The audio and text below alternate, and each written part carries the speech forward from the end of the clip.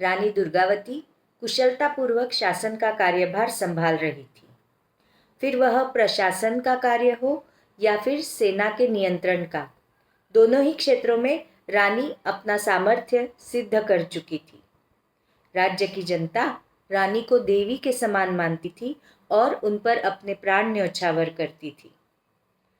रानी भी जानती थी कि शत्रुओं का आक्रमण कभी भी हो सकता है, इसलिए वह संकट काल के लिए अपार धन संपत्ति सुरक्षित कर रही थी। इधर सन 1542 में जिसका जन्म हुआ था, वह राजा अकबर अब एक क्रूर मुगल शासक बन चुका था। अकबर के आक्रमणों और अत्याचारों के किस्से रानी को सुनाई देते थे और रानी को उसके सारे समाचार मिलने लगे थे। रानी जान गई थी कि अकबर के दादा बाबर ने ही अयोध्या में राम मंदिर को तोप से उड़ा दिया था और असंख्य हिंदुओं का रक्त बहाकर वहीं की सामग्री से उसी स्थान पर बाबरी मस्जिद बनवाई थी। अकबर उसी बाबर का वंशज था और अकबर ने ही ज्वाला देवी पर आक्रमण करके वहां खून की नदियां बहाई थी और अनगिनत गायों का वध किया था।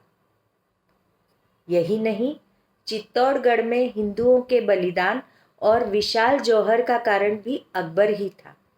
ये सारे समाचार रानी को मिल चुके थे।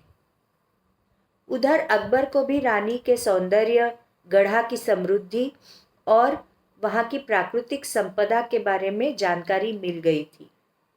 अकबर गोंडवाना राज्य पर आधिपत्य करना चाहता था और रानी को अपने हरम में शामिल करना चाहता था।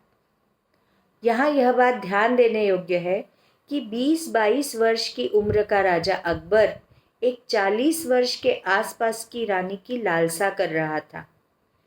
इस बात से मुगल शासकों की क्रूर नियत का पता चलता है।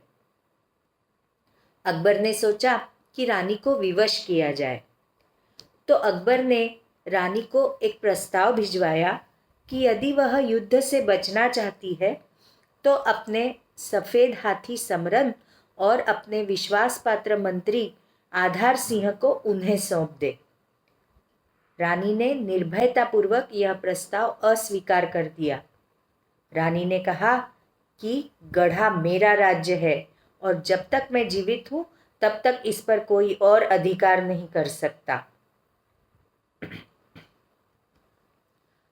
अकबर ने अपने बुद्धि, चातुर्य और वीरता का प्रदर्शन करने के लिए प्रस्ताव के साथ रानी को भेंट स्वरूप एक चरखा भिजवाया, सोने का चरखा भिजवाया, जिसका अर्थ था कि तुम एक स्त्री हो, राज्य कार्य तुम्हारा कार्य नहीं है और तुम घर में बैठकर चरखा चलाओ।